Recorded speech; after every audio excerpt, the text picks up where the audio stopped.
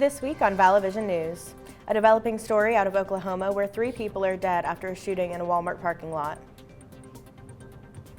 To hear what UMPD's Chief Alexander has to say about rumors about human trafficking that have been going around on campus. Plus, UM women's soccer team had a major win over the weekend as they won the Gulf South Conference Championship. We break down what it means for the future of the program. Vallo Vision News starts right now.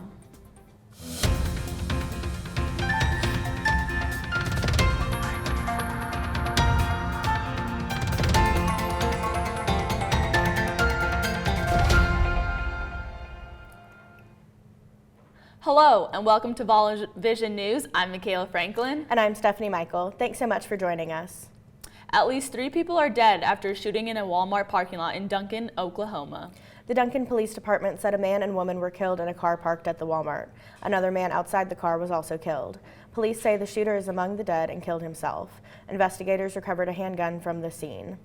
A Walmart spokesperson says they are currently referring additional questions to the law enforcement and assisting however possible.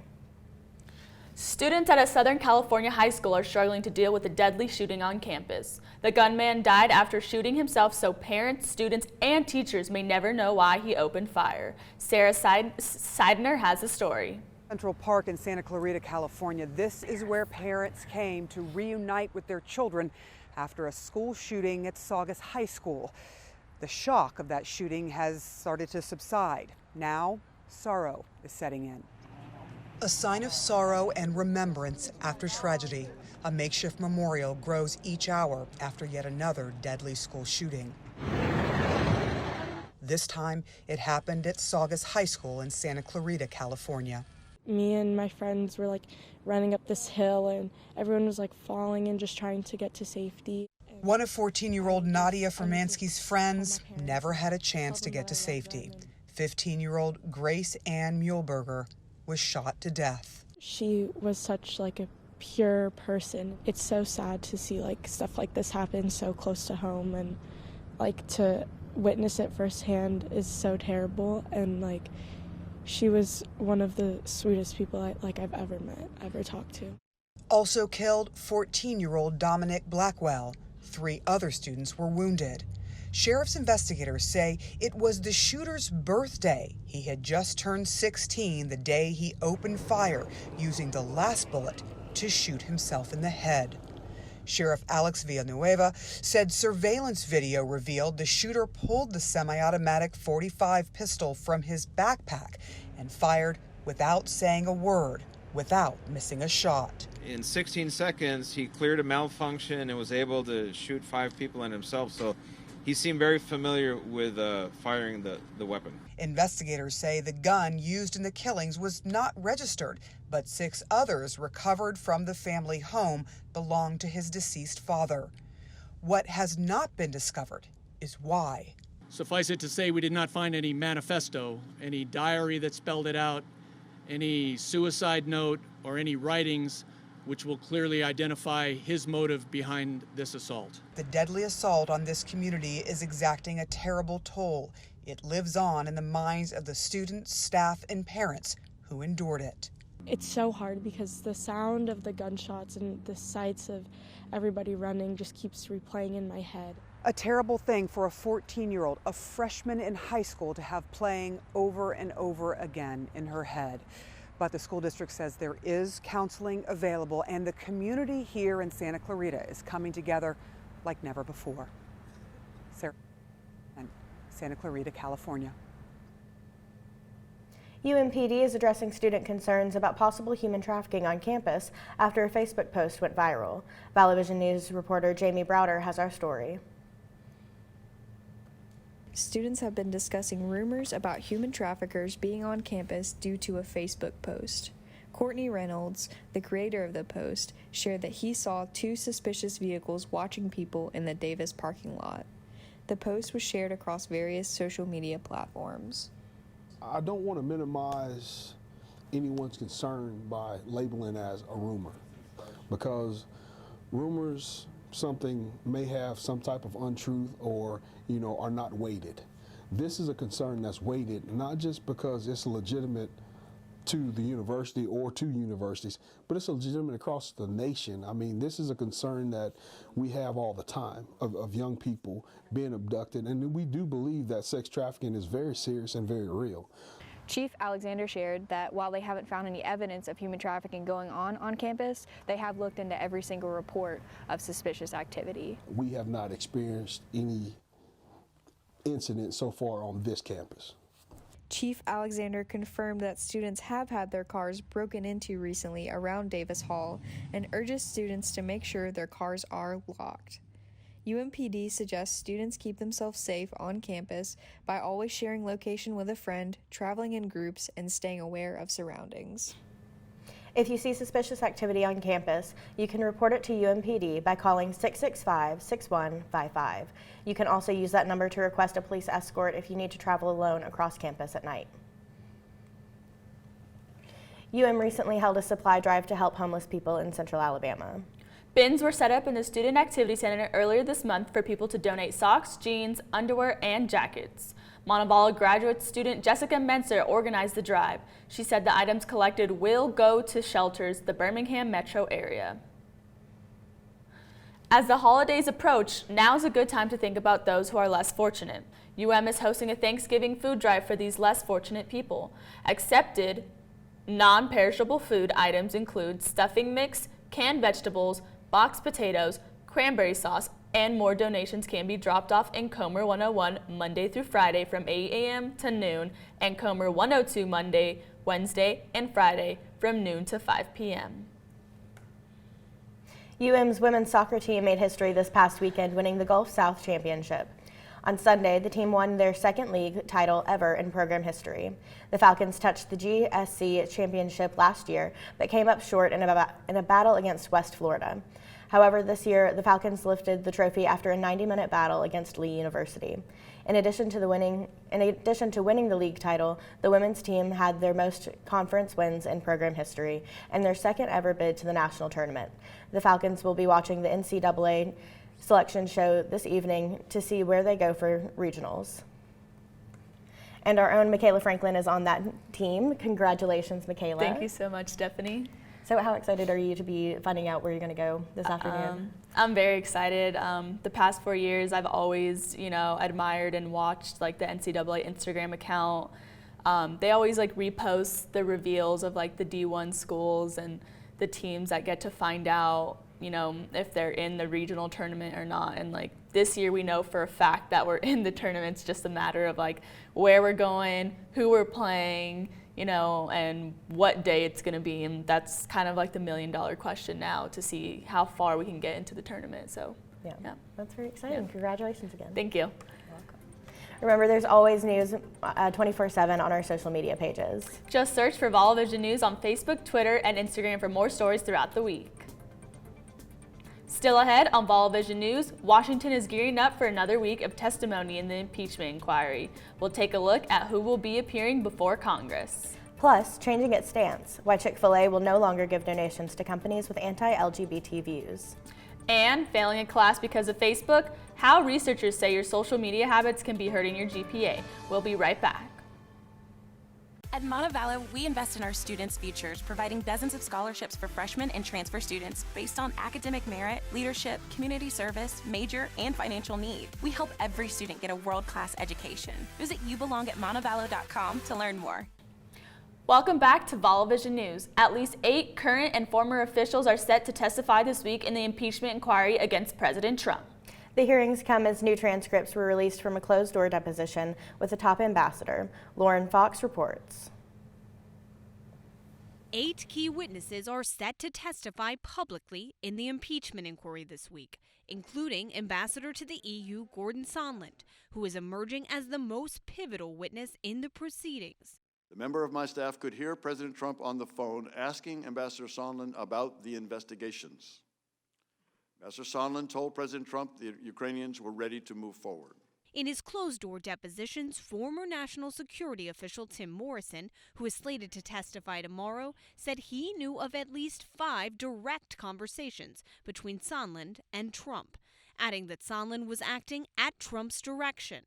Morrison said Sondland told him that he informed a Ukrainian official the nearly $400 million in military aid for Ukraine could be freed up if, quote, the prosecutor general would go to the mic and announce that he was opening the Burisma investigation.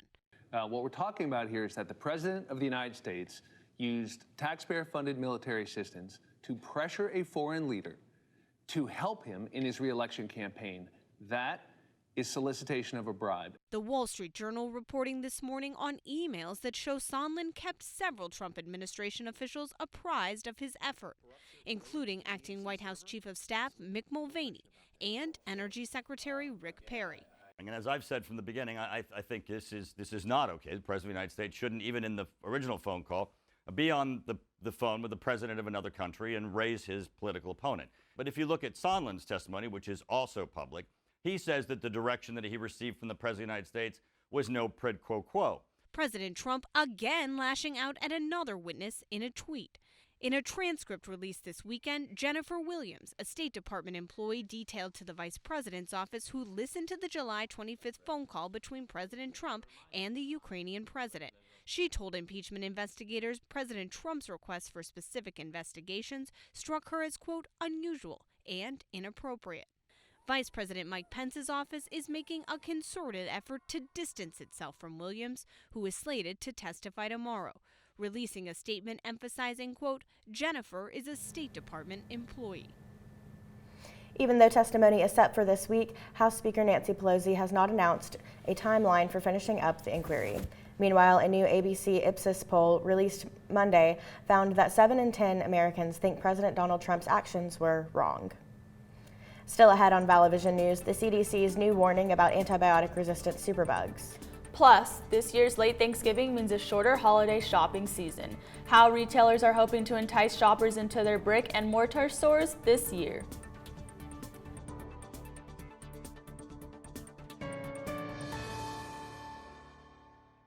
Create your future as a social media manager, filmmaker, journalist, and so much more with a degree in communication studies and mass communication. Visit montevallo.edu/COFA for more information. You belong at Montevallo. Welcome back to Vallo Vision News. Now it's time for a look at this week's health headlines. More superbugs are becoming drug resistant. A new report from the CDC says that every 15 minutes, someone in the United States dies from a superbug that has outsmarted antibiotics. 5 drug-resistant superbugs are now on the CDC's urgent threat list. The report says the answer to these drug-resistant superbugs is to look for ways to keep infections from happening in the first place, and doctors should only be prescribing antibiotics when absolutely necessary. This year's flu season is getting an early start. The CDC says 30 states are already reporting flu activity, and for this time of year, that's the highest number they've seen in decades. Health officials say it's more important than ever to get your flu shot now, and so far, the vaccines appear to be a good match to fight the active strains making people sick. E-cigarettes could be worse for your heart than regular cigarettes. 2 studies presented by the American Heart Association found that vaping has an unhealthy impact on heart disease factors, including glucose and cholesterol levels. Researchers also say using e-cigs appears to decrease blood flow to the heart, more so than tobacco cigarettes. The CDC says there have been at least 40 vaping-related deaths and at least 2,100 cases of lung injury linked to the vaping across the country. As health experts continue to warn of the dangers of vaping, Apple is taking note. The company said Friday it has removed 181 vaping-related apps from its mobile app store globally to discourage its use. Apple has been gearing up to remove them for months now. Back in June, Apple banned the promotion of vaping products in its app store. A major announcement from Chick-fil-A, and retailers are gearing up for a busy but shorter holiday season. Nick Norris joins us now in the studio for this week's consumer headlines. Nick? Thanks, guys. Announced on Monday that it will no longer donate to charities with an LGBTQ views. Starting next year, the fast food restaurant will focus on giving money to organizations focused on hunger, homelessness, and education. Comments and donations from Chick-fil-A executives have caused a lot of controversy in the past. The CEO says he and the company support the biblical definition of family. Gay rights organizations GLAAD said customers and employees should, quote, greet today's announcements with cautious optimism. In case you haven't noticed, the shopping period between Thanksgiving and Christmas has 6 less days on the calendar than last year. And that tighter schedule has created a race for holiday shoppers as retailers make staffing changes and promise speedy deliveries to win more of your dollars in less time. Mary Maloney has a closer look in today's Consumer Watch. Attention all shoppers, the calendar doesn't lie. This year, you have 6 fewer shopping days between Thanksgiving and Christmas. Major retailers are taking notice. They've rolled out plans to attract more shoppers during the holidays and steal customers away from Amazon. To do that, they're focusing on early deals, promising faster deliveries, and beefing up in-store services. Walmart kicked off holiday sales in late October, and they've started to offer free next-day delivery on orders over $35 for more than 200,000 items. Best Buy is also offering next-day deliveries on thousands of smaller items like tablets and headphones. In stores, Walmart and Target will dedicate additional staff on the sales floor to help you find products and speed up checkout. Target says it's increasing holiday payroll by $50 million compared with last year. They also say they'll increase the number of hours employees work during the holidays. Despite fewer shopping days on the calendar this year, the National Retail Federation says holiday sales will not be impacted. In fact, the NRF estimates retail sales in November and December will grow as much as 4.2% compared to last year. For Consumer Watch, I'm Mary Maloney. Five Below, a popular store that sells products for $5 or less, is undergoing a colossal change. It will start selling things above $5 for the first time in 17 years. The items costing up to $10 will be in separate sections of the stores. They will have a toys and games section called 10 Below Gift Shop and an electronics section called 10 Below Tech. The company said most of its merchandise remains below $5, so it's keeping the store name. And that's a look at this week's consumer news. Stephanie, Michaela, back to you. Coming up on The Buzz, see who Netflix is teaming up with to take on Disney+. We'll be right back.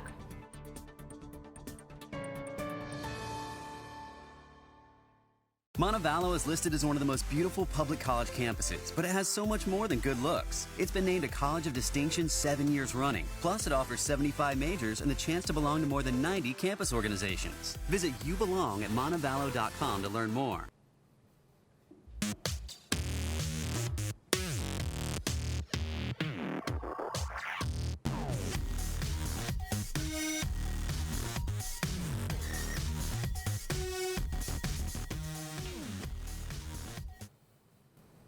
Welcome back to Vallo Vision News. Now it's time for The Buzz. Michaela had to head out to her soccer team's watch party to find out about their next game, so Nick decided to stick around and hear Kelly Garrett tell us about the stories that we're buzzing about this week. Kelly? Yeah, I'm so glad to be here. So there's some good stories. First off, a big happy birthday to Mickey and Minnie Mouse. The pair turned 91 years old today, and they made their big screen debut on this day in 1928 with the animated Steamboat Willie movie. Walt Disney did admit in private that the two were married, but nothing has ever officially been said, but they share a birthday.